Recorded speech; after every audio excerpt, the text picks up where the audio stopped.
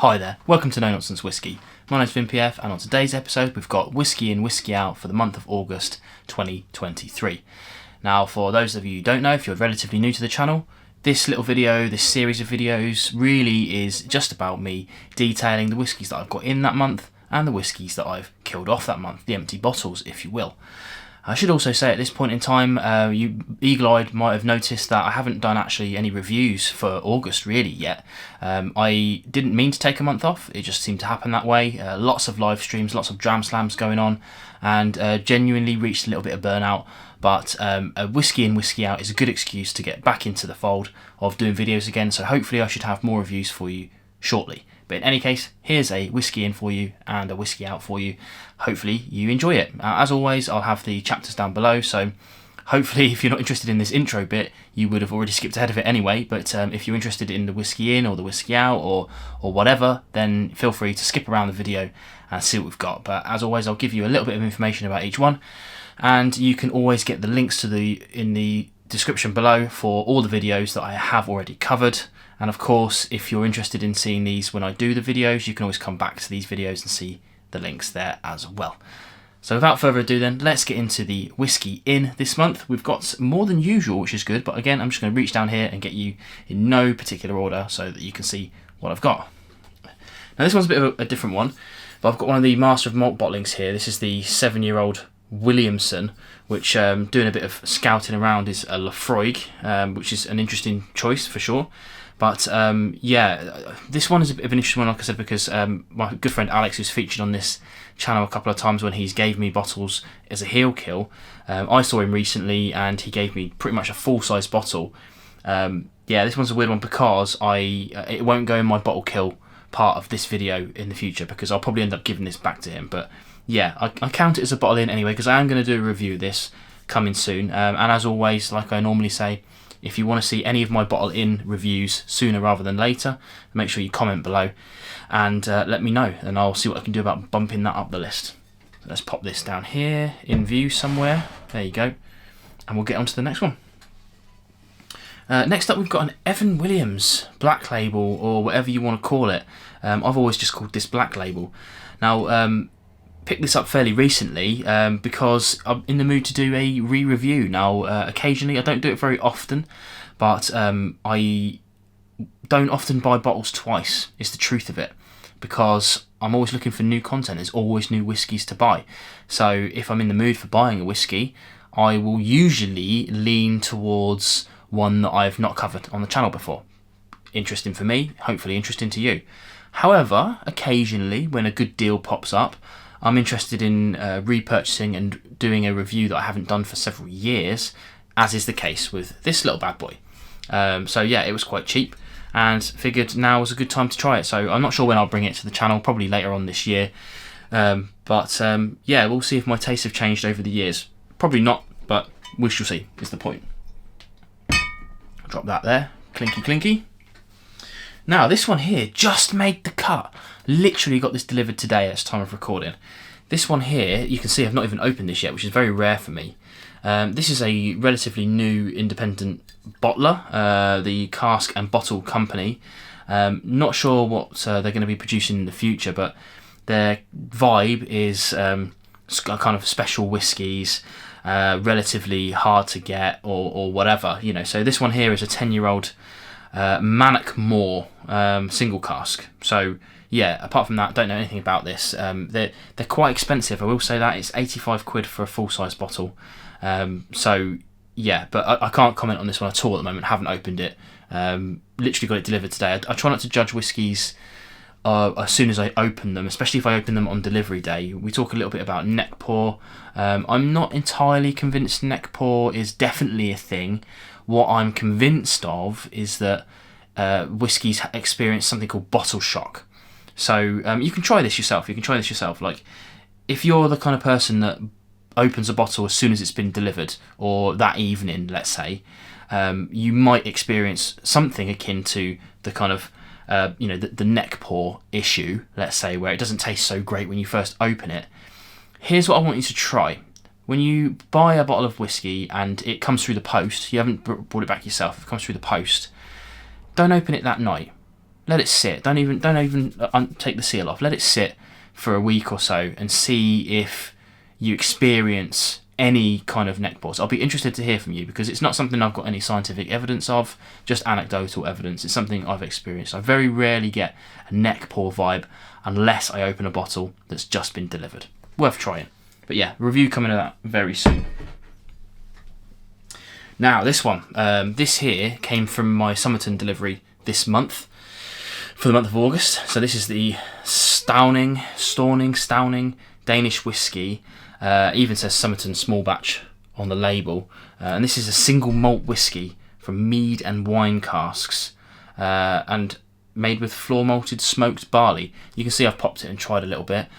Too soon to give you a kind of indication. What I will say is that typically speaking, I've not enjoyed much Stauning whiskey in the past, specifically the rye. I didn't enjoy that. So hopefully this one will fit the bill a bit better, because it's made with barley, might be a bit more up my street. But like I say, I will give you a slight indication. It's favourable right now, I will say that. So again, as I just mentioned earlier, I don't judge things on the neck pour or the bottle shock or whatever. So I've opened this up, I've had a few drams. I'll let that sit until I do my review. Whenever that'll be, I don't know, probably in the next few weeks. I do like to cover my Summerton whiskies fairly snappy, so maybe you'll be seeing that sometime in September. Plop that there. The final one then. In fact, I'll tell you what, I'm going to take it out of this box, because like you see, this box is absolutely wrecked. I don't keep my boxes. I know that's another contentious issue across the board, is whether you keep your boxes or not. I remember a quote, I think I might be misquoting, paraphrasing at least, but Roy Aquavite said he doesn't like his shelves to look like a shop, and I agree with that entirely. I usually keep the box just like I have done there until I've done my review. But if I'm being honest again, what I used to do, if you remember my old setup, I used to have the bottle and the box next to each other on screen. Well, these days I tend to prop something up on a box like this and just have the bottle on it. So it doesn't really tend to be necessary. So the last few videos I've done, you've not even seen the box on any of them. So yeah, they just end up in the recycling for me. Too much extra crap knocking around. But anyway, this one here is the Loch Lomond Steam and Fire, latest release. I was really fortunate to get this because I was invited down to a kind of press night, let's say, and we had this amazing open fire barbecue, and completely unknown to me, they gave us a bottle at the end of the night. I didn't know that's what they were going to do, but a pleasant surprise none the least. So I'll probably do that review fairly soon as well, because I'm sure you guys want to know if it's worth buying or not. You can see I've killed quite a lot of it. The one thing I will say about this is if you're into... This one's been double distilled in heavily charred casks. The whole steam and fire thing, yeah, there's a lot more information to this. You know, I was lucky enough to speak to Michael Henry a little bit, and he gave me a lot of information about how they made this, which is interesting. The one thing that's going for this is that it's relatively cheap as well, which is good. Yeah, a good quality Loch Lomond for not too much money. I think it was around 45 quid. Yeah, I would say if you're a fan of Loch Lomond, you're probably going to like this. So jump on it. But yeah, wait for my review if you're not sure. Alright, that's Whisky In finished. Let's move on to Whisky Out, and we'll look at the 4 bottles that I killed this month. And I think you're probably going to agree I went pretty high quality this month. Now, let's get into it. First one then is the Tullibardine 500. Now, this is the last of my Tullibardines, I think, and the last one I wanted to kill. This one really surprised me. I like the entire range. It's a good range, depending on how much you pay for it, of course. My taste buds changed daily, weekly, about which one I preferred the most. This one ended up being my favourite, which surprised me because it's a sherry cask finish, and typically speaking, I'm not a huge lover of the sherry cask finishes. But yeah, it was just lovely, a lovely whiskey, and good value. Like I said, if you can get it for the right sort of price. But yeah, make sure you go and check out my review of that one, because I enjoyed it. I enjoyed it a lot. Next up, we have this bottle. This is the Firkin Rare, and this is their Altmore 2010. Now, I've said it on my review, I'll say it on this. This is the bottle that started my love for Firkin Whiskey Company. They, very early on, a couple of years ago now, they sent me a sample pack. I did a sample Saturday of it back in the day, where I covered each of them. And although I enjoyed the smoky ones, this one here was the standout for me, and I bought a bottle, this bottle, pretty soon after that. It's taken me ages to kill it because I didn't want it to go. It was so good, and it made me want to buy more of their range, and which I did. I've still got a few left on the shelf here, but the reason why I've killed such good quality whiskies this month is because they were getting pretty low down here, let's say, and I don't like when it gets below a third in the bottle. I start getting pretty tetchy about leaving it on the shelf for too long, so I end up just sticking it in the kill queue and getting a swift end to it, you know, focusing on it a little bit. But that one was really good whiskey, and I implore all of you to go and check out the Firkin Whiskey Company because they're making really good stuff. Next up then we have the Deanston 18. Now, strap in, controversial opinion time. I got this through my Summerton club.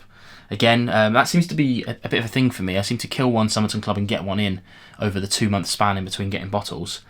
I got a really good deal on this. This was 50 quid, which is a stunning deal, really. That said, I think I reviewed it favourably. It's a good tasting whiskey. It just isn't really what I'm after as a whiskey. You know, it was obviously. I mean, I killed it and I was happy to drink it and would happily drink it again. But it didn't wow me. Didn't like the fire. Let's say it was just a genuinely good quality sipping whiskey. So the fact that it's an 18-year age statement didn't really bother me. It didn't ooze that kind of quality that I would expect from nearly 2 decades in a cask. Just my opinion. You know, I know a lot of you are Deanston fanboys, and I'm not trying to put you off that at all. Everyone's entitled to their own opinion on that. Deanston is just not a distillery that lights a fire with me. It's just okay. It's just good. It's not fantastic, but yeah. Finally then, a very controversial opinion. This has been a big video for controversial opinions. I killed this Glendronach 15 Revival. Again, I got a fabulous deal on this. My buddy Ben over at Whiskey Diary TV, he raves about this all the time. And I picked up the bottle because I think I got it for like £55 off a website. I can't remember which website it was.